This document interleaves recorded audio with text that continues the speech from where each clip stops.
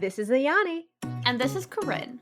And you're listening to Sex, Love, Literature, a pop culture podcast where we take a semi-scholarly look at why and how the sex stuff in media matters. This episode is the second of our two-parter on Netflix's Sex Education with special guest Michele Meek. We dive right into the sex with this one, starting with depictions of sex in the show, how we feel about the ways consent does or does not work in universe, and Corinne works through some of her very angry feelings about Season 3 headmaster Hope Haddon. Yeah, sorry. As a heads up, we do spend some time discussing depictions of sexual assault in the show.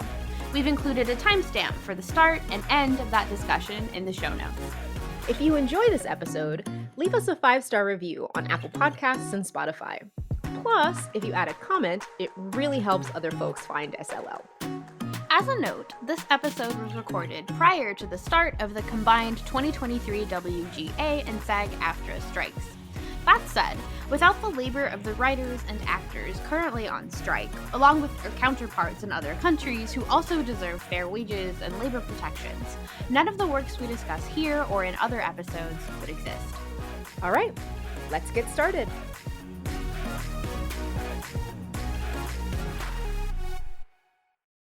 All right. Hello, everyone. Welcome back to Sex, Love, Literature. I am here today with Ayani, my co-host. Hello. And since this is a continuation of our first episode on the Netflix show Sex Education, we are again, or still, joined by Michele. I'm still here. But yeah, so in part 1, we started talking about the Netflix show Sex Education. We also, or Michele introduced herself more than us introducing Michele. But in this episode, we're going to keep talking about sex education, talk some about how consent works in the show, some of the queer storylines, and we're excited to get going. So we are going to just jump right in. Let's do it. So something that's interesting about sex education. This might sound really redundant, but there's a lot of sex in it, right? But there's a lot of sex that's on screen. It's not like a fade to black kind of situation. It's not like suggested sex. Like, we see a lot of sex. Sometimes it is montages of different people having sex in different ways. So I figured we could sit just briefly with kind of how sex education depicts sex, because I think based on our previous conversation, we're all of kind of the mindset that the show is very sex positive, right? Except for our villain in season 3, the scenes are all shot kind of with care, even if they feel a little like, even if they're played for laughs, they're shot with care. The conversations people are having around sex are positive, reinforceful, comforting. Like, this is a sex positive show. But I also feel like it's not a glamorous show when it depicts sex. Yeah, like this isn't Bridgerton. Right, exactly, which we have also talked about at length. But are there any like sex sequences that stood out to you all as being like, oh, this is absolutely not sexy at all, or it was interesting? Oddly enough, I will say, in prepping for this show, I did find a compilation on YouTube that I did not watch that was like sexiest sex scenes from Sex Education, and I was like, which are there any were those? Right? Yeah, like which what? So it was long, so I did not watch it because I did not want to watch a compilation of sex scenes. But like, you know, I'm wrapping back around to the question: were there scenes that stood out to you? Why did those scenes stand out to you? And would you describe them as quote unquote sexy? I mean, I think that there are some that I honestly thought that the sexiest sex scenes, if we're going to that, was the ones with Jean and Jakob. I mean, yeah, those seemed pretty smoking to me, but but I also am not a teenager, so I'm not sure. I was just like, oh, this is all awkward, actually. No, go ahead. Right.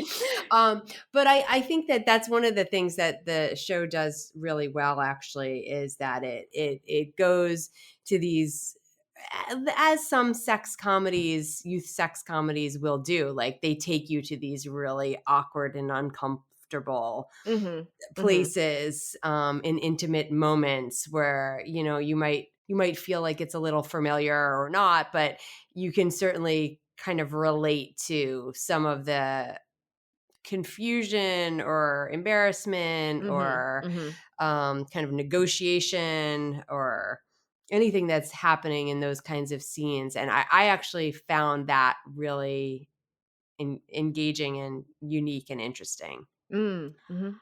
Oh, well, and I think thinking about, Dr. Milburn and Jakob, like, I think, like, that those are some of the quote, unquote, "sexier" scenes to watch. I think maybe also emphasizes a little bit sex as, like, a learned skill Mm. that, like, Mm. isn't a Mhm. thing you're gonna be good at the first time you do it, That's a great point. and Is it's a not great just point. Yeah, because that's exactly right. Like some of the situations that the young people are getting themselves into, like they're not there's a lot of first time experiences actually Yes. being Mhm. Mhm. depicted. Mhm. And so, I mean, I don't know that really many people look back on that as the sexiest sex of their life. Ugh, no.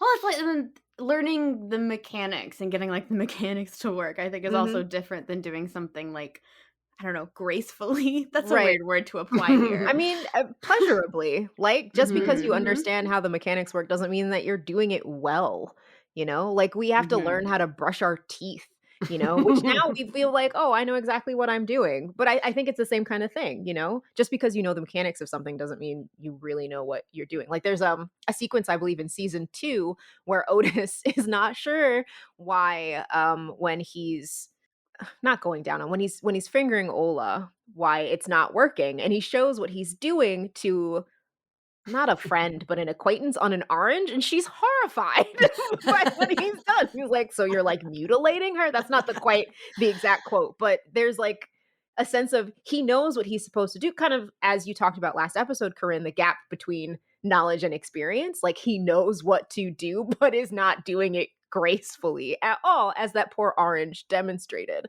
So, I think that's kind of an excellent I point. find that scene so interesting too in terms of consent because, Mm, mhm. Mhm. she is consenting, right? But she's not experiencing any pleasure out of Right. this situation. Mhm. And, he doesn't really know what he's doing. He also, I'm not sure how much he really is attracted to her, even, honestly. Mm, I mhm. think Mhm. there, and so it's so complicated.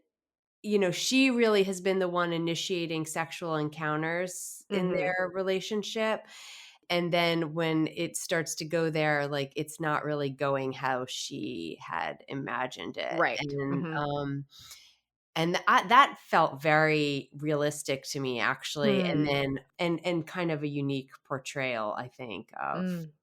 I think that one of the things we're seeing is just a lot more point of view from like a girl's character, that actually has sexual desire and curiosity and isn't punished for it, but Mhm. also, it's not like just point A to point B kind Right. of at the Mhm. snap of a finger. Yeah. Well, and, Yeah. like, I think, and I'm gonna ask you to talk a little bit more about how you see consent working in this show, but I think that is also related to, like, a larger point about how, like, in consent culture, we've, like, made consent, like, the pinnacle of sex, which has then led to people Hmm. understanding consensual sex as, like, the pinnacle of, like, good sex, quote, unquote, or pleasurable sex, I should Right. say, and, like, I would still, like, consider, Otis and Ola's, like, sexual encounters consensual, but, like, they weren't good. Mhm. Mhm. I don't know. So, like, how do you see, Michelle, consent working in the show more largely, like, as someone who studies consent in Yeah. teen media? Right. So, we talked a little bit about in the last episode, consent culture really being a culture or society that's emphasizing consent in all different interactions, Mhm. particularly sexual ones. And I think that sex education certainly resides within a consent culture in the sense that even though the show depicts non consensual encounters, it Mhm. clearly emphasizes the importance of consent and openness in Hmm. positive sexual encounters, and normalizes discussions around consent, being explicit with what someone wants, those kinds of things. And I think that all feels very much in line with consent culture. That said, I think that it's also interesting that the show is depicting that doesn't mean that consent or pleasure are simple to Mhm. Mhm. achieve.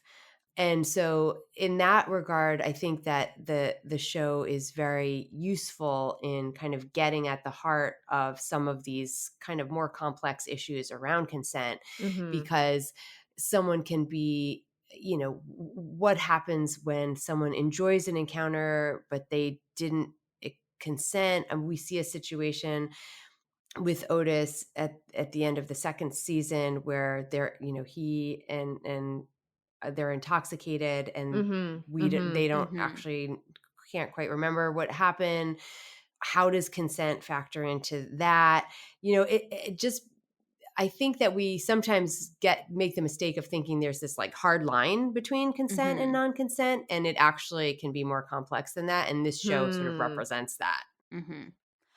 So another sort of question related to that I have, that is also, I think, a little bit related to your book, to remind listeners, is on consent culture in teen films, is like, do you think the show realizes how complex consent is, or if it Ooh. is sort of getting into, and by the show I mean like the creators, the writers, maybe even the actors to some degree, or like if it's getting into the complexities of consent almost by accident? Hmm. That's a really good question, and I don't know the answer to that. But I have noticed that teen films in general will get at some of these things that we don't often talk about in the larger culture. Like, we kind of Mhm. oversimplify it. Yes means yes, no means no. Like, Mhm. get it, folks? And it's like, Mhm. okay, yeah, but how come we have these experiences ourselves that are so convoluted and confusing? Like, we all Mhm. know Mhm. it. And so that when you get into the actual details of depicting an intimate moment, it turns out that all this stuff is exposed in Mhm. there. Mhm. Mhm. Complexities, like we talked about in the first episode, of the difference in consent between what one says and does Mm. versus what one thinks and feels, and whether we think of consent as one or both of those things, and Mm. how the fact that they can be not in alignment with each other. So I think that it could be somewhat accidental, honestly. But I think that some aspects of the way the writers and the directors have handled the show, I think, has been effective. I mean, I do think at first, when I was watching, for example, the storyline of Adam and Eric, I was Mm. Mhm. really pretty upset with how that was Uh-huh. being Yeah. depicted. I really, really did not like the storyline of someone kind of falling for their bully, who Mm. Mhm. kind of comes in and then, you know, performs oral sex on them in a situation where it just was like, wait, okay, this is pleasurable, but was it consensual? And I just was so confused and Mhm. Mhm. disturbed kind of by that whole plot. And Eric's, leaning towards Adam felt to me like perpetuating a trope of Mm. someone being drawn to someone who's domineering and abusive, and I just Yeah. really Mm. felt like, ew, no. Mhm. I think they kind of started to address it a little bit more as the episodes went on, but I Mhm. still have very uncomfortable feelings about that Yeah. relationship. No, no, and that makes sense. Just to jump in really quickly, Adam is played by Connor Swindells, and one of the things I think is interesting about Adam as a character is the fact that he feels almost different to me from season 1 to season 2, Mhm. and I feel like if we're talking about the things that the creative team knows that they're doing. I'm wondering if there were some very deliberate decisions to change the kind of character that Adam is and how we look at him, because he is much less of a bully as the show goes on and so much more of a lost child, if that makes sense. Because there is kind of, and we're not really talking about his father, Mr. Groff, but there is kind of a legacy of bullying in the family. His father was bullied by his father, and Adam is in turn then bullied by his father, right? So there is some of that addressing, but I do think there was kind of a hard pivot because of perhaps how people were reacting to this kind of like, now I love my bully Mhm, storyline. mhm. I do think so. By the time we're at the end of season 3, I think I was okay with Adam and Eric's relationship. And again, this maybe goes back to me watching season 1, taking a break for 2 years, and then You'd watching. forgotten all about his bullying behavior. I remembered like the generals, but like the specifics weren't like Mhm. Mhm, necessarily mhm. clear to me. Yeah. But I do think it is important in season 2 that there is like a gap where Adam and Eric don't see each other, Right. and like Adam has time to like change as a person, and like he's not at school seeing Eric Mhm. every day in season 2. So by the time they actually do get like officially together, it feels like there's been enough. I am convinced by the growth that they are suggesting to me that Adam has had. Mm. I think it's true that, I certainly want to believe that people who have abusive tendencies can improve and change. I guess I Mhm. just feel like it's a little bit of a dangerous, Yeah. or Mhm.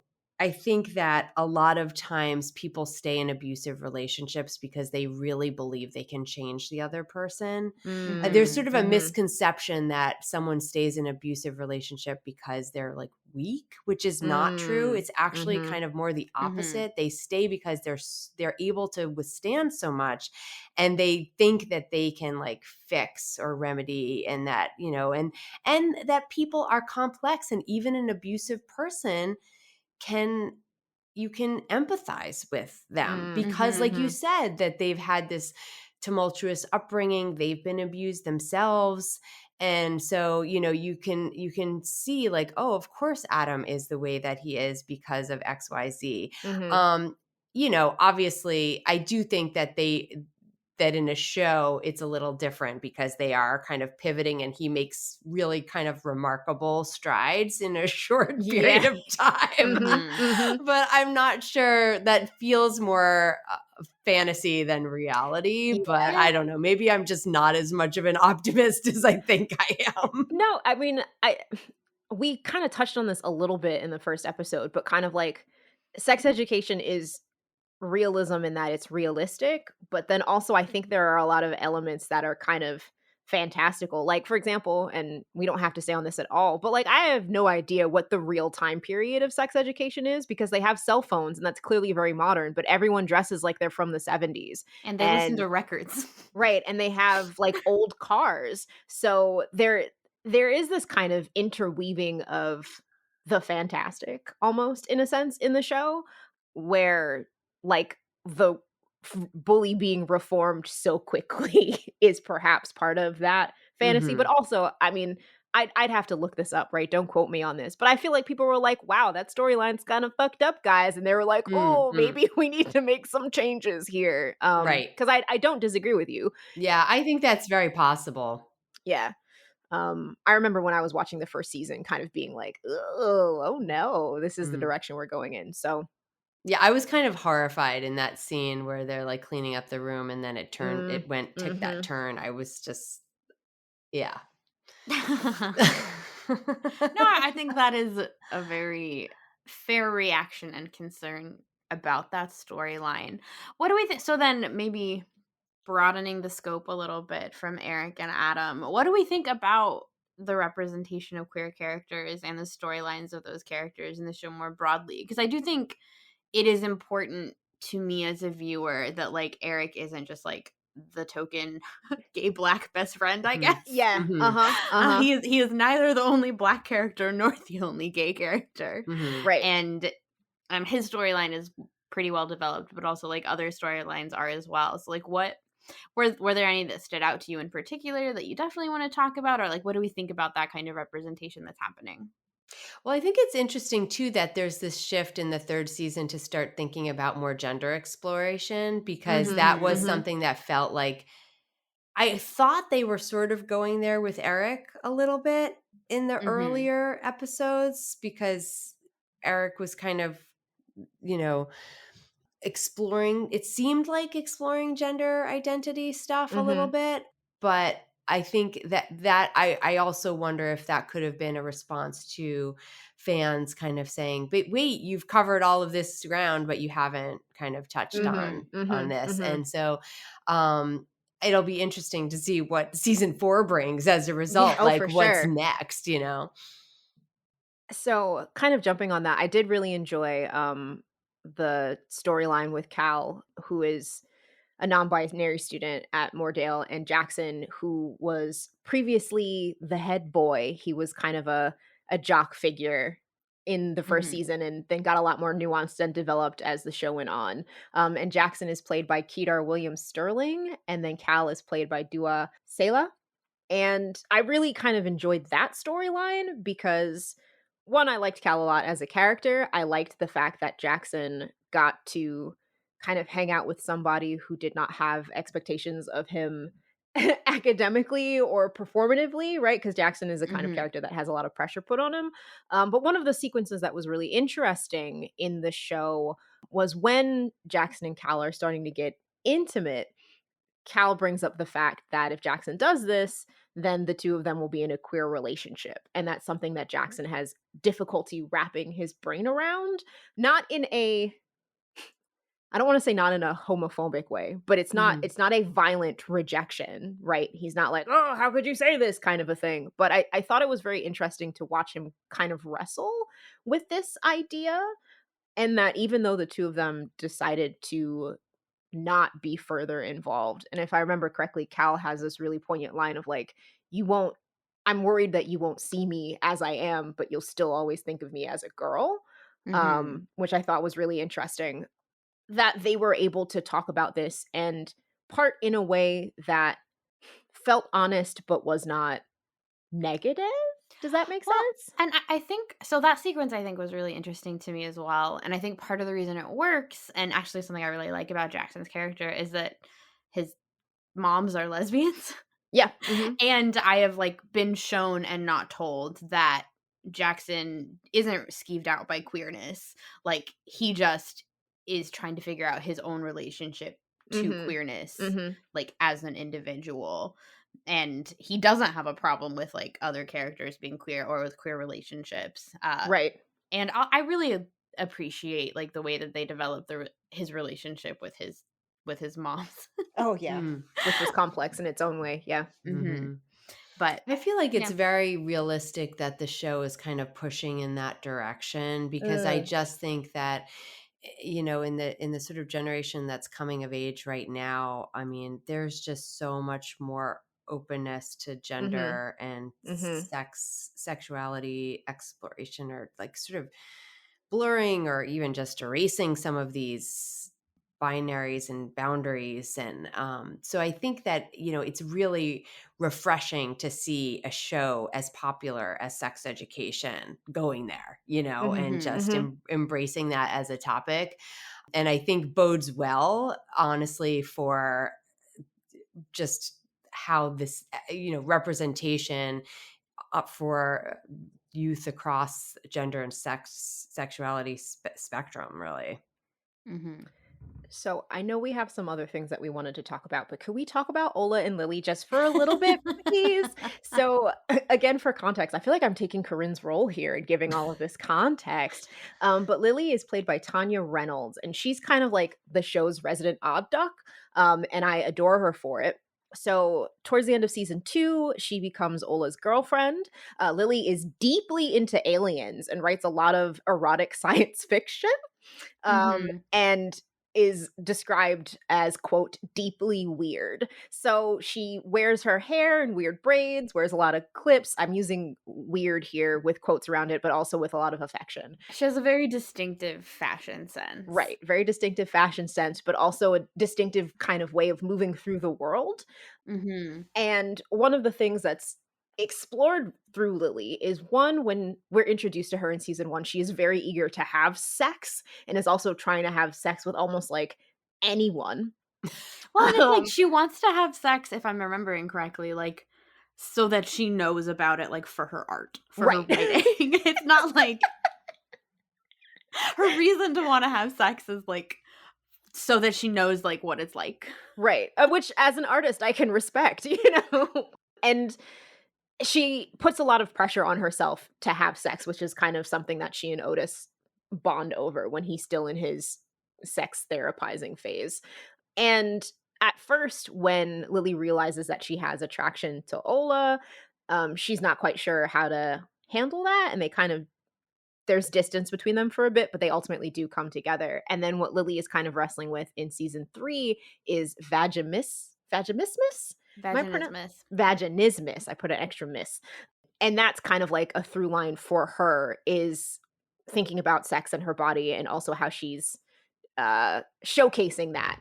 Because there's a lot that we won't necessarily get into the longer storyline of season 3, but there's a change in management. Let's say things get very strict. They have to wear uniforms. There's a crackdown on kind of like sexual conversations. And Lily writes sex stories. So She this kind writes of puts her, erotica. yeah, she writes erotica. So this puts her in kind of like the crosshairs. And I think Lily is great. And I think one of the things that's interesting in season 3 is they really kind of lean into aliens kind of being a kink for her. And I think, and correct me if I'm wrong here, either of you, but I think she's the one character that really has like a kink that we lean into. And it's something that Ola has to kind of grapple with. Like, is she okay with all of this alien stuff in the bedroom, right? Lily likes to cosplay when they're having sex. She literally has a little tentacle that she sticks on her finger that she sticks in Ola's mouth, right? So I think Lily's just a fascinating character. And so for context for Michelle and also for the audience in case they forgot, I study monsters and desire for monsters and monstrosity. So Lily just kind of speaks to a lot of the things I think about in research because there are a lot of people like Lily out there. I'm going to stop because I can ramble about Lily forever, but I would be curious what you all kind of think about Lily and Ola before we move on to other things. Corinne's making a face. Well, I mean, I think that there's, it's representative, I think, of the kinds of negotiations that can happen even in consensual interactions. Mhm, So, mhm. just because, you know, this person wants to have a sexual encounter with this other person doesn't mean that they're on the same page with what all the different components of that are. Mhm, And mhm. so I think that that's another thing, another aspect that the show kind of delves into. And I think, a lot of times we haven't really seen content like this because Mhm. shows haven't and movies haven't kind of gotten this specific. Mhm. you know Yeah. and so in kind of getting into some of the nitty gritty of personal preferences, Mhm, and mhm. I think just kind of like what we were even talking about with Ola, and how Otis is touching her and whether this is pleasurable or not, and like Mhm, it's mhm. the same kind of thing. It's like how are the characters communicating what it is that they desire and want from a sexual Right. interaction, and then Mhm. how are they making that negotiation to say, like, and find consent and the balance between, and I think that it also kind of shows that you can kind of, it can be consensual to be willing to try Mm. something. Mhm. Mhm, And I think that we underestimate the value of willingness sometimes, because I think it willing is not enthusiastic consent, right? Mhm. And so much mhm. of what we prioritize in consent education and consent culture is this idea of yes, an enthusiastic yes, which Mhm. means like I am 100% on board with this right now. But sometimes it is true that you can be like, I'll try this and I'll see how it goes.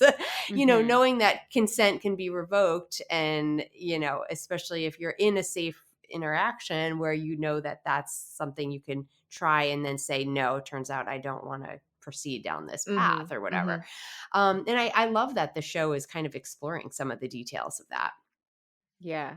And can I just say I really like your phrase "find consent in the balance." Mm. There's something about that that sits really well with me, so I just kind of want to repeat it for listeners Mhm. since it's not like they can look back at the text. Highlight it. Right?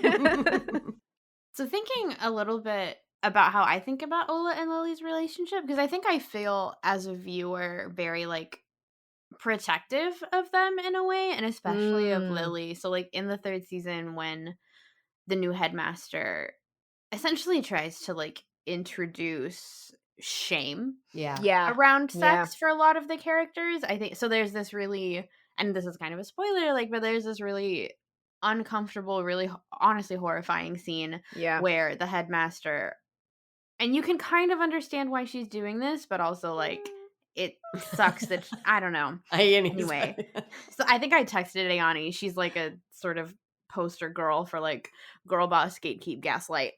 Uh, but she essentially pulls three of the queer students onto the stage. So Adam, Cal, and Lily, and makes them wear a sign around their neck that like says the thing that they did that was bad, which is a very Mhm. much like public shaming kind of thing. Yep. And like of these three students, I think Cal is being shamed for and not wearing a uniform that's tight fitting enough, essentially, which is absurd.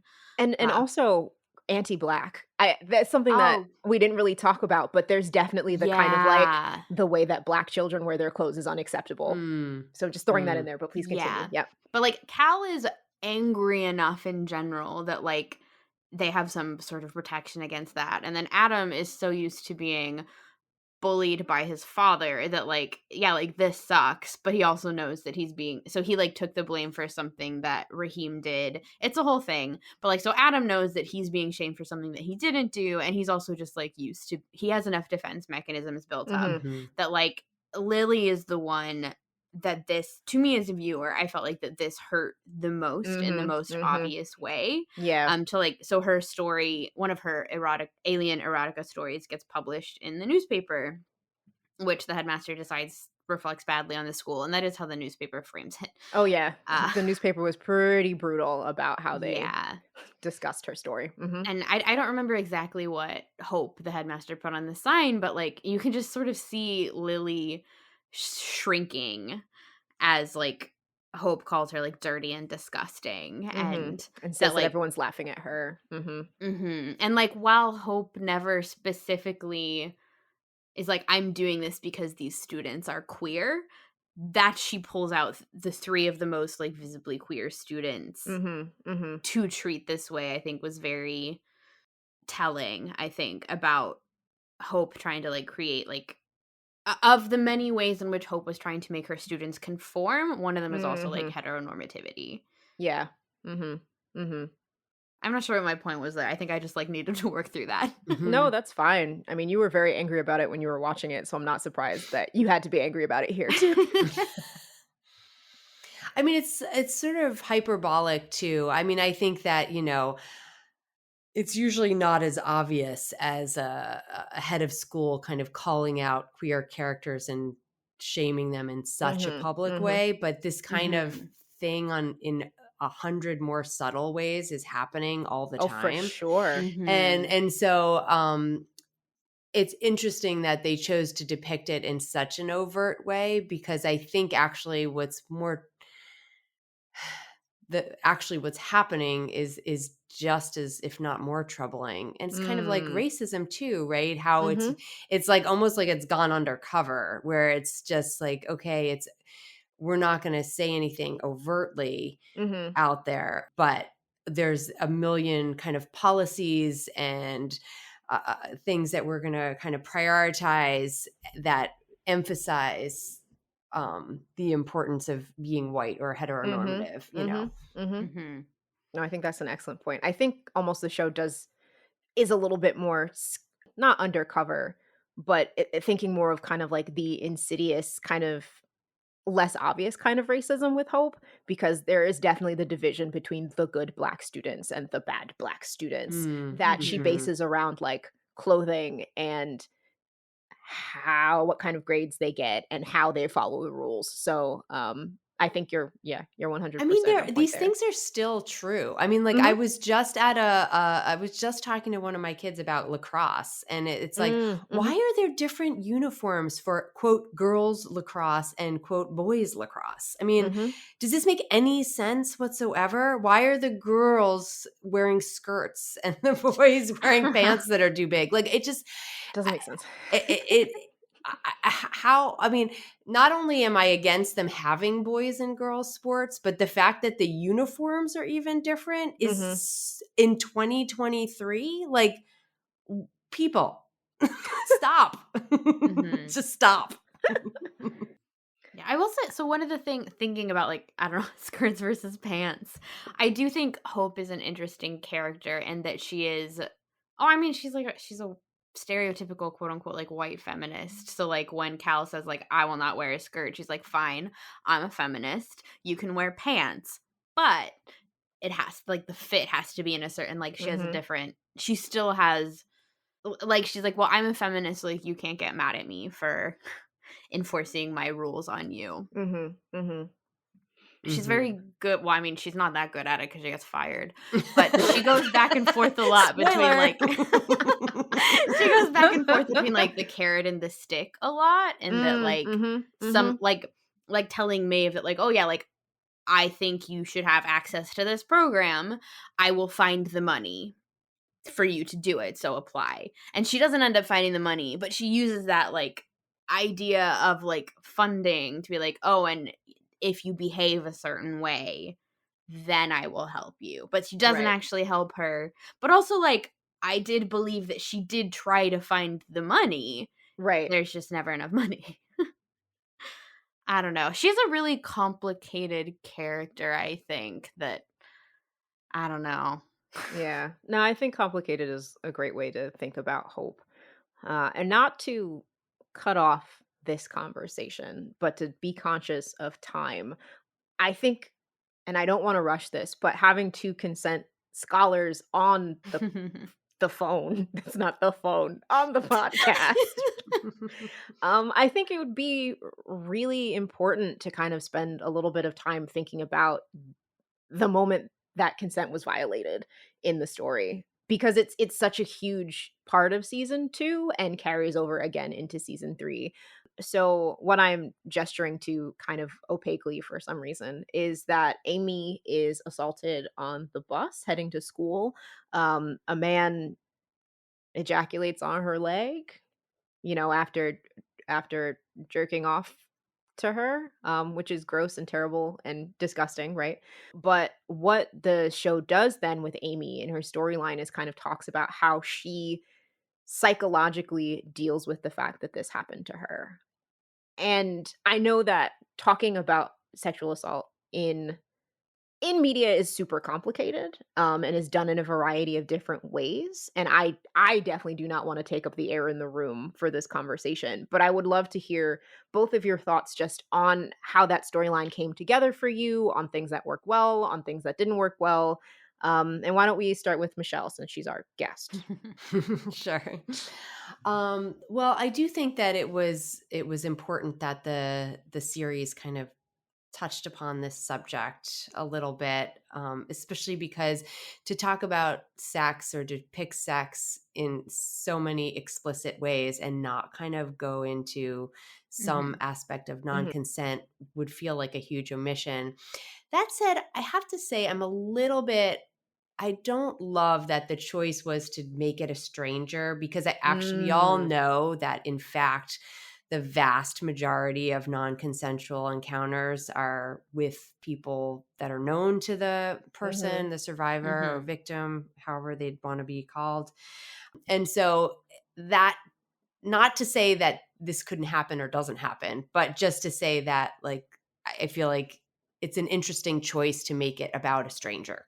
mhm, Mhm. mhm, And I wondered on some level if that creates like a false sense of safety with the characters who are like together on the show. So, I mm, definitely agree with you in that, like, acquaintance and date rape are the I mean, obviously, statistically, Yeah. acquaintance and date rape are the most common, but I do think it was interesting that in public during the day on a crowded bus with a lot of people around, none of whom stepped in. Hmm. So, like, if we Mhm. think about, like, what people think about when they think about rape, there's, like, the quote unquote real rape script, which is like a stranger Right. in a dark alley Yep. with a weapon, blah blah blah Yeah, blah. no, it's definitely not conforming to that. So, like, the ways in which it subverted that, I think, were Mm. still interesting, even as that is then still a very different story than someone's partner Right. assault, or someone that they're like seeing for the first time, like, assaults them. Definitely. And I think that actually, like, one of the scenes I loved around this plot, I mean, that's kind of a weird word, but I think I liked the way that they had the a bunch of the female characters had a conversation at one point about the Mhm. Mhm. ways that they had also been kind of assaulted in public or in different situations, and that became kind of this unifying, and I think that was really positive to me because at first how can I say this? There can be situations in public settings, some of which would be very traumatic. Like we see Amy sort of Mhm. suffer the Mhm. trauma of this experience Mhm. and really, really grapple with how to come back. Like she sort of wants to be her old self, right? And Mhm. she can't ever Mhm. be her old self. But I also think that many of us, including myself, have had experiences that kind of maybe not go to that is are not that extreme, Mhm. but have had situations and feel in a public. I'm talking with a stranger and have Yeah. felt kind of violated by a stranger in some way or another, and it's not always as traumatic as that. And so I Right. what I liked about that scene where they were all talking is that it was clear that they all had this kind something similar, and some of Mhm. them, and Mhm. they had kind of adjusted behaviors in different ways as a result of them, but not all of it Mhm. wasn't necessarily like ruining their life in every Right. case. And I think that was an important because I think that there's just an enormous amount of variety in sexual assault. And I think, Mhm. it's one of these things where sometimes when I talk to students and they hear these numbers about like 1 in 4, you know, Mhm. women are the victim of sexual assault, and I feel like I don't want to say this, but probably many of them already are. They just don't know it. They're just not Mm. calling Mm. it that. And so I think that, I think we sometimes have this false idea that, to be assaulted means to be permanently traumatized by that Right. assault. And Mhm. there's a much broader variety of responses that we have to those kinds of experiences. Yeah, I was reading a study recently about like the reasons why women may not identify or want to identify as someone who has been sexually assaulted. And one of them that I was reminded of watching Amy's storyline, particularly like when Maeve Yeah. makes Amy go to the police station and report it. And she's like, Right. "Oh, it was no big deal. Like, I'm sure it was nothing. Like, I'm wasting your time." And the example that or the one of the things from the study that reminded me of is like that if you if you categorize what happened to you as sexual assault, then you have to deal with like the ramifications of Mm. that, of then being like, oh well, like, am I then a victim of sexual assault, am I a survivor of sexual assault? This was in fact a trauma, which means I have to think about it. And Mhm. if you just don't think about it, then like, and just like pretend it was normal and like it was fine, then like you can maybe possibly like just like repress it and move on and then just avoid working through that. Mm. I mean, one of the things that I talk about in my book is the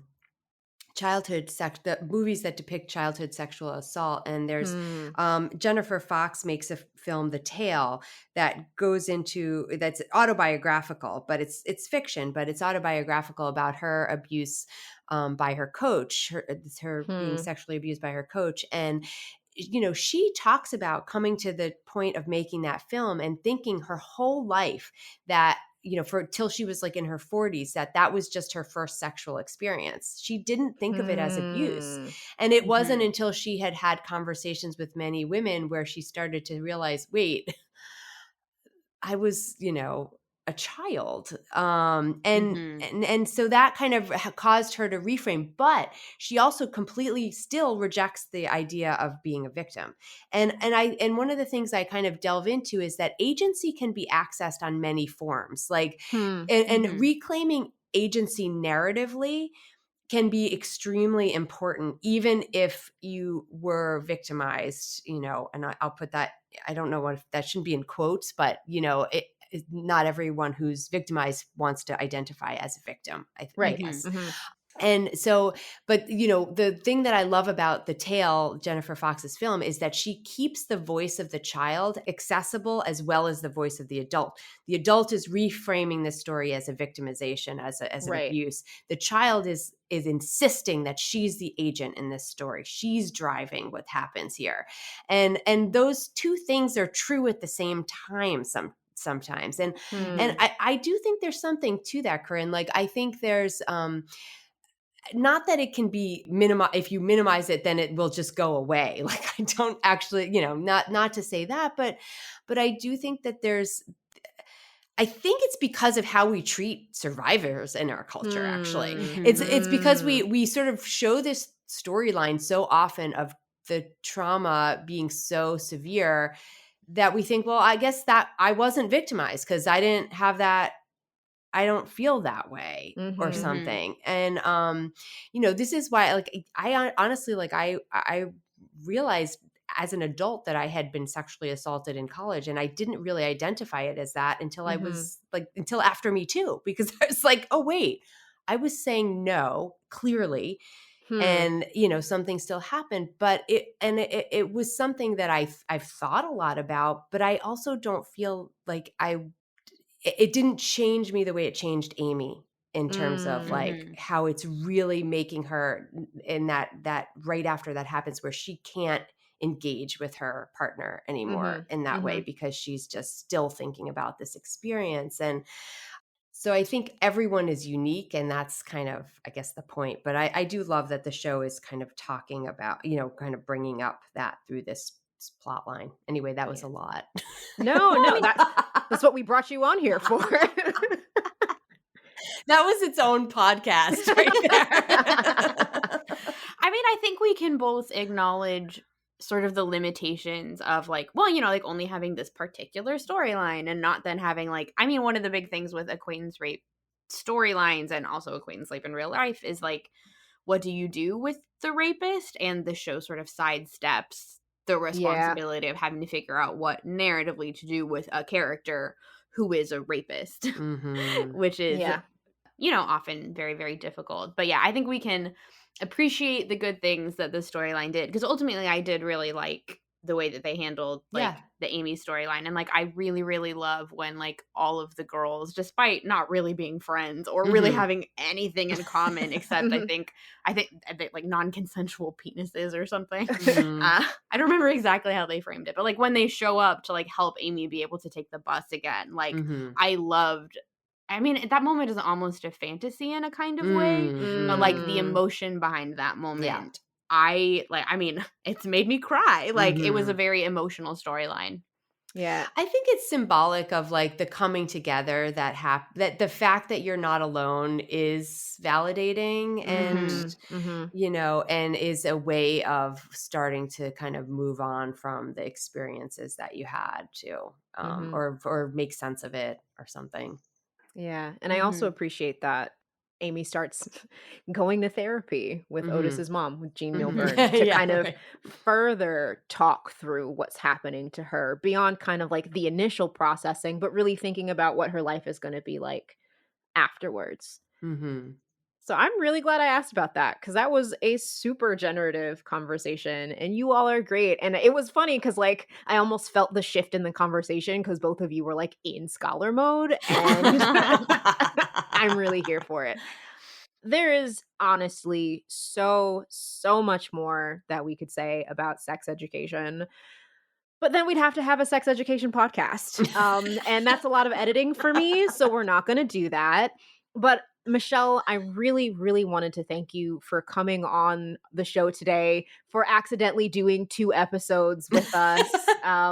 It's great. I hope you had a good time. This was a blast. Thank you so much for having me. I really appreciate it. No, it was really our pleasure. So, really quickly to kind of round out, what do we have coming up, Corinne? We keep putting off this female gaze episode, but we will get to it. I have to, as I mentioned at the start of the last episode, I got to talk to Corinne about what her schedule looks like for the summer and whether I am tapping my spouse to be my co host and for us to have an episode about the films of Makoto Shinkai.